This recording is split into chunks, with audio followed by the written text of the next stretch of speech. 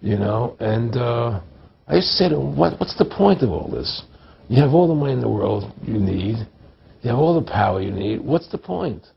You know, what's the end goal? And he said the end goal is to get everybody chipped, to control the whole society, to have the bankers, the elite people, you know, the bankers and some governor controlling the world. And I said, do all the people in the Council on Foreign Relations believe this way you do? He said, no. You know, most of them believe they're doing the right thing. A lot of them believe it's better off being socialistic. You know, we have to convince people that that socialism is really capitalism. Because America is becoming a socialist country. It's a communist country today.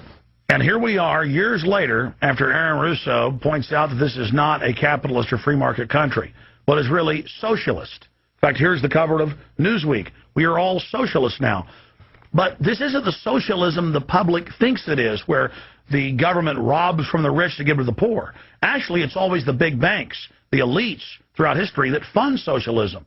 They want to use the middle class's money to basically domesticate the working class and expand the size of government so they can basically, in the end game, eradicate the middle class and have a giant submass of uneducated slaves who have no chance of ever rebelling against the tyranny, and a tiny elite in control of it all. And that is the very nature of this New World Order system. They are using big government to strangle competition, to take control of the people, to break up the family, to basically set up a global plantation or neo-feudalist state.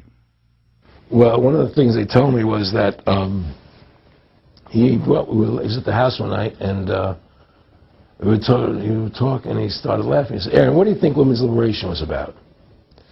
And I said, I had pretty conventional thinking about it at that point. I said, I think it's about women having the right to work, getting equal pay with men, just like they won the right to vote. You know? And he started to laugh. He said, "You're an idiot." And I said, "Why am I an idiot?" He said, let me tell you what that was about. We, the Rockefellers, funded that. We funded women's lib, you know? And we're the ones who got all over the newspapers and television, the Rockefeller Foundation. He says, and you want to know why? He says, there were two primary reasons. And they were, one reason was we couldn't tax half the population before women's lib. And the second reason was, now we get the kids in school at an early age. We can indoctrinate the kids how to think. It breaks up the family.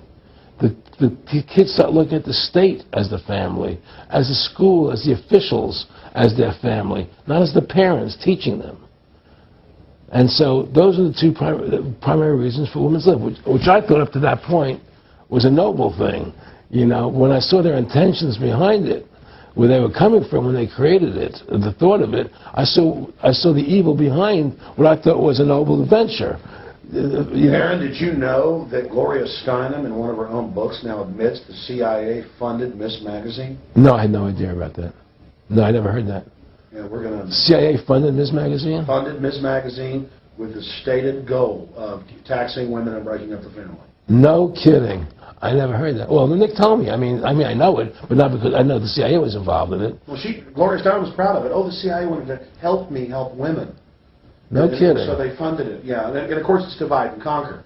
Right, and what they do is they focus in, obviously, on real problems. Women were getting shafted in many ways, but the elite wasn't planning to help them. They were planning to really shaft them and take men away from them. Look at what they did with black families. You only had about 10% illegitimacy 50 years ago in black communities, and now it's over 90%.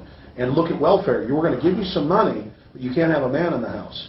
Right. And so that was further to degrade the family. Totally destroyed. And now illegitimacy is over 50% in the general population. Right. Well, see, the whole thing is these people control the money, so they make all the rules. You understand? And they put whatever rules they want into effect. And the truth is, America has really become a socialist, communistic country. And everybody says it's a capitalistic country. It's not a capitalistic country. You know, how can it be capitalistic when you have a central bank? That's the first. It can't be. You know, the money. It's a planned economy. It's a planned economy. It's a phony. If they want to create prosperity, they just print dollars. They just make dollars or put digits into the economy, and now you have prosperity. You don't have real prosperity. You don't have real manufacturing. You just have money being injected in. It's an infusion of credit, which only makes the government go into more debt. Into more debt. Federal Reserve is poison to our country. Of course it is. It's poison. Whoever makes the money makes the rules. Rothschild said that. And they make the money. Why are we allowing these private bankers to make the money for our country? It makes no sense. Why are we paying interest to these banks to make money for us when the government can do it itself without paying interest and without all that debt? There's no answer to that question, and it's the question no politician will raise. Everybody talks about America's debt, how much debt we're in. We're in debt because we have to borrow money, but we don't have to borrow money. They designed it so we go into debt. Exactly. We can create the money and back it by gold so they can't create too much of it, so you don't have the inflation, and do what the founding fathers gave us. But instead, the bankers make the money, they control the government, they buy the politicians, they tell us who gets into office. You have computer voting, that's a fraud. They do whatever they want to do to us. They do whatever they want to do to us, and it has to stop. My friendship with Nick Rockefeller was one where we expressed ideas to each other and thoughts and philosophies, and he wanted me to become part of what they were doing, and for me to become a member of the CFR, and offered various business opportunities for me to get involved in, and for me to not take up the fight or the battle that I've been taking up in the past. You know, to drop that idea, because what was the point of my fighting for the people? I was a guy who was very successful in the movie business, and I saw the truth of what was happening. I tried to express it to the people, and rather than having me express it to the people, they wanted me to join their side because I was a mover and a shaker, and rather than me opposing them, to join them. It was real simple, and he tried to recruit me into that situation, and I didn't go for it. Did he get angry when you didn't go for it? No, no.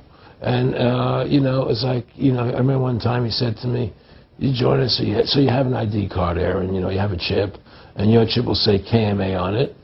And I said, what does KMA mean? He said, it means kiss my ass. And anybody stops you, a cop or whatever, and you show them your card or your chip, and they'll know to leave you alone, because you're one of us.